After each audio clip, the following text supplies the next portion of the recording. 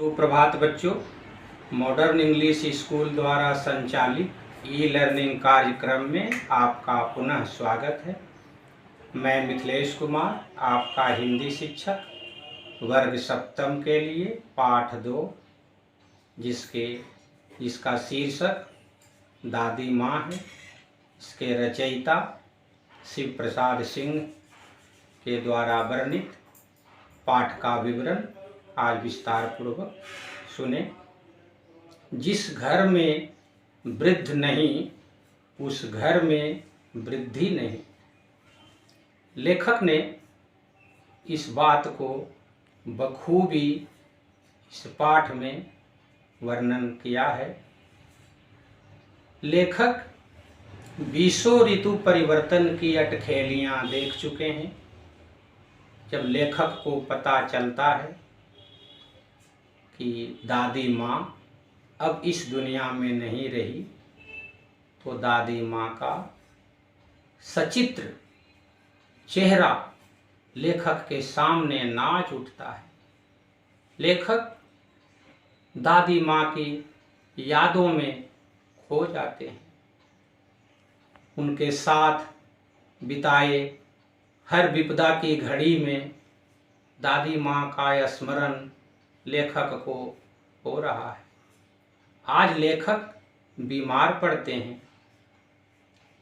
Doctor, नौकर चाकर, महाराज सब उनकी सेवा में तत्पर होते हैं। लेखक ठीक तो हो जाते हैं, पर वह बचपन में जब बीमार पड़ते थे तब दादी माँ सारा घर सिर पर उठा लेती थी। कमरे की साफ सफाई का पूरा ध्यान रखा जाता था। दवा ठीक से खिलाई कि नहीं, नींबू साबु का पानी तरीके से दिया गया या नहीं। 20 बार लेखक के माथे पर, पेट पर हाथ रखती थी। कई बार दादी माँ उसकी नब्ज पकड़कर बुखार का अनुमान लगाती थी। दादी माँ को ऐसे समय में 50 ग्रामीण दवाओं की याद आती थी। दादी माँ अनुमान लगाती थी, सरसाम है, मलेरिया है, वात्या चक्र है अथवा निमोनिया है। कई बीमारियों का अनुमान वह विश्वास पूर्वक लगाती थी। लेखक के जीवन में, जीवन पटल पर, मानस पटल पर यही स्मृतियां बार बार चित्रित हो रही है कि आज हमारी दादी माँ होती तो न जाने क्या कर बैठती। घर वालों पर वो कितनी बिगड़ती थी।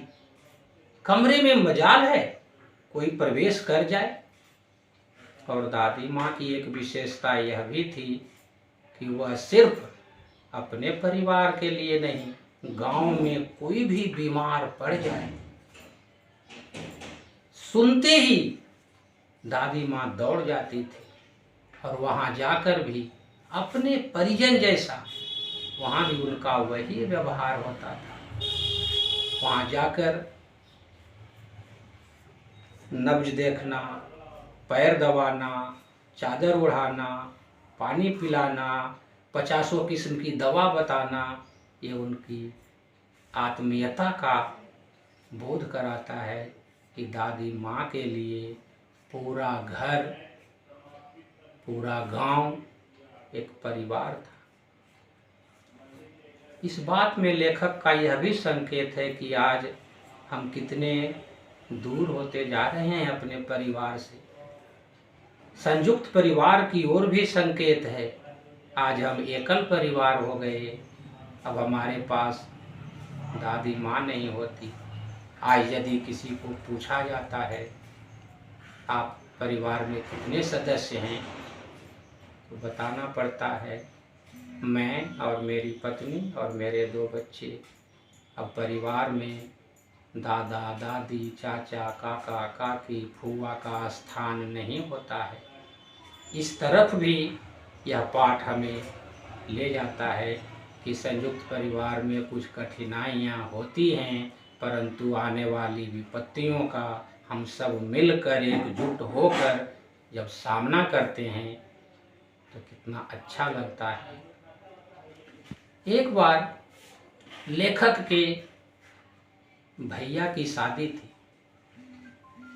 औरतों ने रथ जगा करने का कार्यक्रम बनाया। लेखक बीमार होने के कारण बारात न जा सके थे और लेखक घर में ही छिपे थे।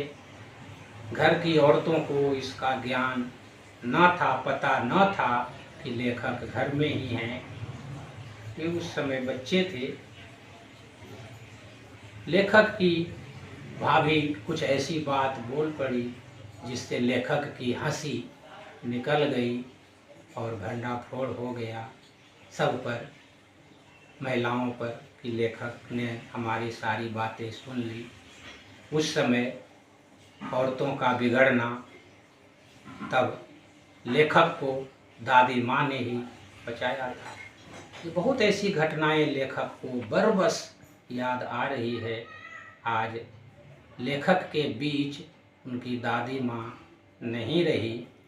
क्वार के दिनों में जब लेखक अन्य ग्रामीण बच्चों के साथ दुर्गंध भरे वर्षा की पहले पानी में, तालाब पोखर में जब स्नान करते थे, उसमें कई तरह के वन प्याज, घेऊर, मोथा, अन्य तरह की घासें आ जाया करती थी और सूरज की किरणें पड़ने पर सूरज के ताप से वह पानी दुर्गंधमय हो जाता था और उस पानी में लेखक नहाते थे।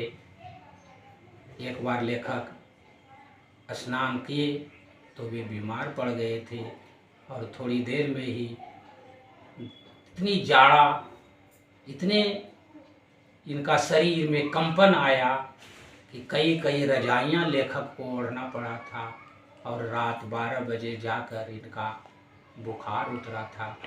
तो ऐसी ऐसी घटनाएं लेखक को बरबस खींचती है दादी माँ की ओर।